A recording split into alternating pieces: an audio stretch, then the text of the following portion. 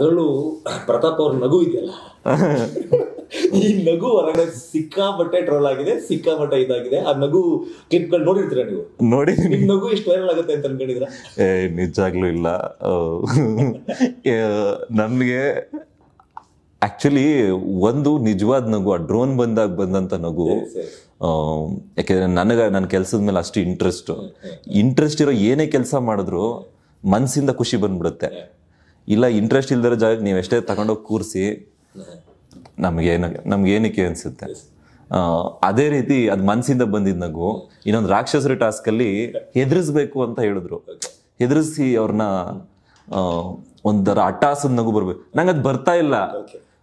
ನಮ್ಮ ಟೀಮಲ್ಲಿ ಸಂಗೀತ ದೀದಿ, ಕಾರ್ತಿಕ್ ಅಣ್ಣ, ತನಿಷಾ ದೀದಿ ಬರ್ತಾ ಇಲ್ಲ ಅಂತ ಹೇಳ್ತಾ ಇದಾರೆ, ಬರ್ಬೇಕು ಅಂತ ಹೇಳ್ತಾರೆ.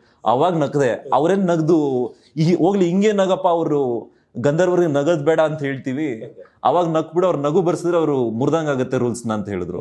ಕರ್ಕೊಂಡೋಗಿ ನಗಿಸ್ತಾ ಇದ್ರು. ನಂಗೆ ನಿಜವಾಗ್ಲೂ ಅದು ಕೂಡ ಹೊರಗಡೆ ಆಗಿದೆ ಅಂತ ಗೊತ್ತಿರಲಿಲ್ಲ ನಂಗೆ. ಬಟ್ ಸಿಕ್ಕಾಪಟ್ಟೆ ಅಂದ್ರೆ ನಿಮ್ ನಗು ಸುದೀಪ್ ಸರ್ಗೂ ಸಿಕ್ಕಾಪಟ್ಟೆ ಇಷ್ಟ. ಲಾಸ್ಟ್ ಸ್ಟೇಜ್ ಮೇಲೆ ನಿಮ್ ನಗಾಡ್ತಾರೆ, ಅಯ್ಯೋ ನಂಗೆ ಆಗಲ್ಲಪ್ಪ. ಹೌದು ನಗುನು ಕೂಡ ಜನರ ಮನಸ್ಸನ್ನ. ನಮ್ಮ ಅಪ್ಪ ಅವನ್ನು ಕೇಳಿದ್ರು. ಖುಷಿ ಆಯ್ತು ಸರ್, ನಿಜವಾಗ್ಲು. ಏನೇ ಮಾಡಿದ್ರು ಮನಸ್ಫೂರ್ತಿಯಾಗಿ ಮಾಡಿದೀನಿ, ಮನ್ಸಿಂದ ಬಂದಿದೆ. ಮಾಡಿದಂತ ಅಷ್ಟು ಕೆಲ್ಸಗಳು ಮನೆ ಒಳಗಡೆ.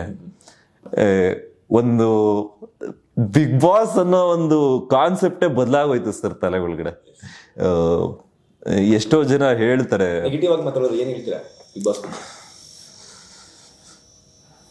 ನೀವು ನಿಮ್ಮ ವ್ಯಕ್ತಿತ್ವನ ತೋರಿಸ್ಕೊಳ್ಳೋಕ್ಕೆ ನೀವಾಗಿದ್ರೆ ಅದೇ ಆಟ. ಅಲ್ಲಿ ನೀವೇನು ಮಾಡ್ಬೇಕಾಗಿಲ್ಲ. ಟಾಸ್ಕ್ ಆಡೋದ್ರ ಬಿಟ್ರ, ಮನೆಯೊಳಗೆ ಕಾಂಟ್ರಿಬ್ಯೂಷನ್ ಇತ್ತಾ ಇಲ್ವಾ, ಆ ಕಾಂಟ್ರಿಬ್ಯೂಷನ್ ಅನ್ನೋದು ಈಗ ಯಾರಿಗಾರು ಸಹಾಯ ಮಾಡಬೇಕು ನಾವು ಅಂತ ನಿಮ್ಮ ಮನಸ್ಸಲ್ಲಿದ್ದರೆ ಬಂದ್ಬಿಟ್ರೆ ಮನಸ್ಸೊಳಗಿಂದ ಅದೇ ಕಾಂಟ್ರಿಬ್ಯೂಷನ್ನು.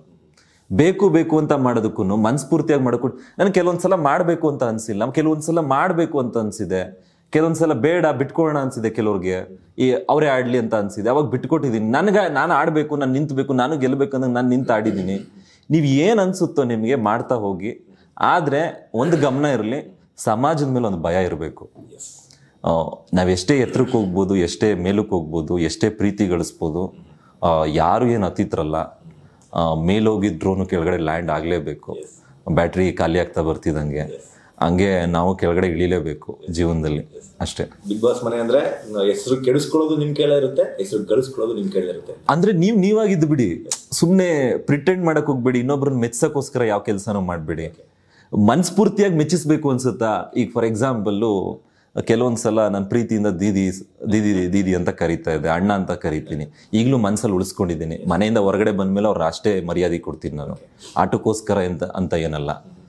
ಆದರೆ ದೀದಿಗೆ ನೋವಾಗುತ್ತೆ, ಈ ಕೆಲಸ ಮಾಡಬಾರ್ದು, ಹೇಳ್ಬಾರ್ದು ಅಂತ ಅನ್ಸಿದ್ರೆ ಹೇಳ್ಬಾರ್ದು, ಹೇಳ್ಬಿಡ್ಬೇಕು. ಏನಾದ್ರೂ ಪರವಾಗಿಲ್ಲ, ಅರ್ಥ ಆಗ್ಬೇಕು ಅವ್ರಿಗೆ ಅಂತ ಅನ್ಸಿದ್ರೆ ಹೇಳ್ಬಿಟ್ಟಿದ್ದೀನಿ. ಕೆಲವೊಂದು ವಿಚಾರಗಳನ್ನ ಮಾತಾಡಿದ್ದೀನಿ.